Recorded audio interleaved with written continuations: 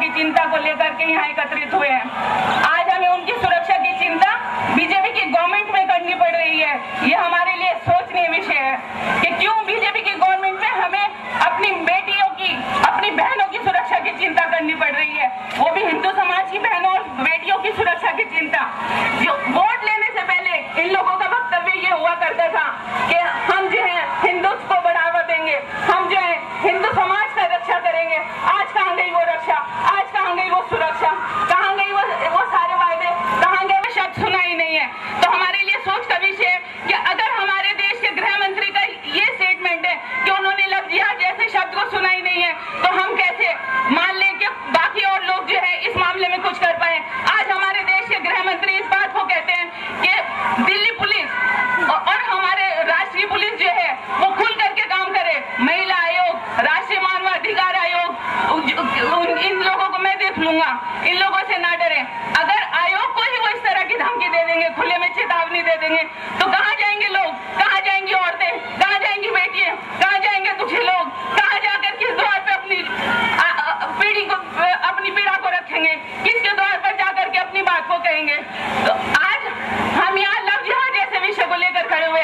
मैं मुस्लिम समाज में पैदा हुई हूँ, मैं मुस्लिम समाज में पली बड़ी हूँ, माँ की शिक्षाओं को मैंने जाना है, माँ की मैं जानती हूँ कि हाँ बेसिक शिक्षा क्या है। किसी समाज में ये नहीं कहा गया है कि आप दूसरे समाज की बेटियों को बरगलाओ, बहलाओ, फुसलाओ, उन्हें झूठे वादे करो और उन्हें मजहब के नाम पर जो है ला करके उनके साथ में अत्याचार करो। वो सिर्फ आप अपनी वासना का शिकार बना रहे हैं उन्हें और उनको अपने लिए इस्तेमाल कर रहे हैं, आप उनके साथ खिलवाड़ कर रहे हैं। क्यों हमारे देश की जनता चुप है, क्यों हमारे देश का युवा वर्ग चुप है, क्यों हमारे देश के राजनेता चुप है? आज क्यों नहीं लव जिहाद को इस मामले को उठा रहे? हिंदू युवा फ्रंट ने उठाया इस मुद्दे को, बीजेपी ने क्यों नहीं उठाया? बीजेपी ने क्यों दरकिनार कर दिया इस मुद्दे को? क्यों वो लव जिहाद के विषय से दरकिनार करते हैं? क्यों पुलिस इस विषय से किनारा करती है? मैं जो पब्लिक एशिया मैगजीन की संपादक हूँ, मैंने अपनी मैगजीन में इस मुद्दे को उठाया है और कहा है वो इस्लाम मजहब के ठेकेदार जो अपने आप को कहते हैं कि हाँ हम इस्लाम मजहब को जानने वाले हैं, इस्लाम मजहब को चलाने वाले हैं, और वो प्रोटेक्ट करते हैं उन लोगों को, प्रोटेक्ट करते हैं उन लड़कों को जो हिंदू समाज की लड़कियों को बरगलाते हैं, जो हिंदू समाज की बहु बेटियों को बरगला करके उनका अत्याचार करने के लिए, उनका यौन शोषण करने के लिए उनसे झूठी शादी करते हैं, झूठे वायदे करते हैं। क्यों नहीं उनको सजा दी इस्लाम के ठेकेदारों ने? क्यों नहीं उनको समाज के सामने लाए? क्यों उनको कानून को सौंपने के लिए शुरुआत की? एक भी उदाहरण मुझे ऐसा बता दें जिसमें इस्लाम के धर्म गुरुओं ने, हमारे यहाँ दारुल उलूम जैसी संस्थाएं मौजूद हैं, कहाँ है उसके धर्म गुरु? किस धर्म गुरु ने किस भी एक लड़के को सजा दिलवाने के लिए कानून के हवाले किया?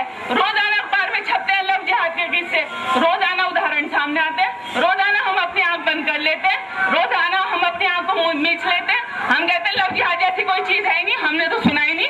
और हम जाते हैं, कभी हम मुख्यमंत्री को ज्ञापन दे रहे हैं, कभी हम जो है भारत सरकार को ज्ञापन दे रहे हैं, सिर्फ इस बात को कहते हैं लव जिहाद जैसी कोई चीज नहीं है। आंख मीच लेने से किसी सच्चाई का मुंह बंद नहीं हो जाएगा। अगर हिंदू यूनाइटेड फ्रंट सामने आता है तो हमारे जैसे लोग भी सामने खड़े हैं, हम अपनी समाज की, हम हिंदू समाज की बहु बेटियों की रक्षा करने के लिए खुद सड़क पर उतरेंगे, खुद आंदोलन करेंगे। अगर पुलिस इस बात से कोई इंकार करती है, पुलिस इस मामले में आंख मीच लेती है, तो हम सक्षम है अपनी बहन बेटियों की रक्षा करने में। मैं हिंदू समाज के लड़कों से गुजारिश करती हूँ, लड़कों से अपील करती हूँ और माँ बहनों से अपील करती हूँ कि वे अपने घरों की बेटियों की रक्षा खुद करें, खुद करना सीखे। जब तक हम अपनी रक्षा को खुद करने के लिए खड़े नहीं होंगे, कोई हमारा साथ नहीं देने वाला है। हमें अपने आप में खुद मजबूत होना होगा। हमें ये देखना होगा कि आज हमारी लड़की अगर स्कूल कॉलेज जा रही है और स्कूल कॉलेज से वो कोई गिफ्ट लेके आ रही है, कोई मोबाइल लेकर के आ रही है, अपने स्कूल कॉलेज से देर से घर आ रही है, तो हमें ये वजह जाननी होगी कि वो क्यों घर देर से आई, कहाँ थी वो इतने टाइम, उसकी सहेलियां कौन कौन है। अगर उसकी सहेलियां मुसलमान है तो हमें उनको देखना होगा कि वो किस घरों से ताल्लुक रखती है, किन घरों से वो आई हैं, क्या उनके कोई भाई हैं, क्या उनके भाई उनके साथ आते हैं, क्या वो अपने भाइयों से हमारे घर की बेटियों की मीटिंग कराती है। तो इन चीजों को हमें खुद देखना होगा, खुद जांचना होगा। हमें किसी पुलिस पे भरोसा नहीं करना होगा, हमें किसी राष्ट्र पे नहीं भरोसा करना होगा। ये केंद्र गृह मंत्री हो या कोई भी हो, ये इस मामले में सिर्फ और सिर्फ राजनीति की वजह से कुछ बोलने वाले नहीं है। अकेले माननीय नरेंद्र मोदी मोदी जी के कहने से कुछ नहीं होगा, जब तक उनकी पूरी टीम उनका साथ नहीं देगी। एक अकेले आदमी की सोच से कुछ नहीं होगा, जब तक पूरी टीम उनका साथ नहीं देगी। अगर उनकी टीम उनका साथ नहीं दे रही तो उनकी जनता उनके साथ में है, उनकी जनता उनके साथ आवाज मिला करके चलने के लिए तैयार है।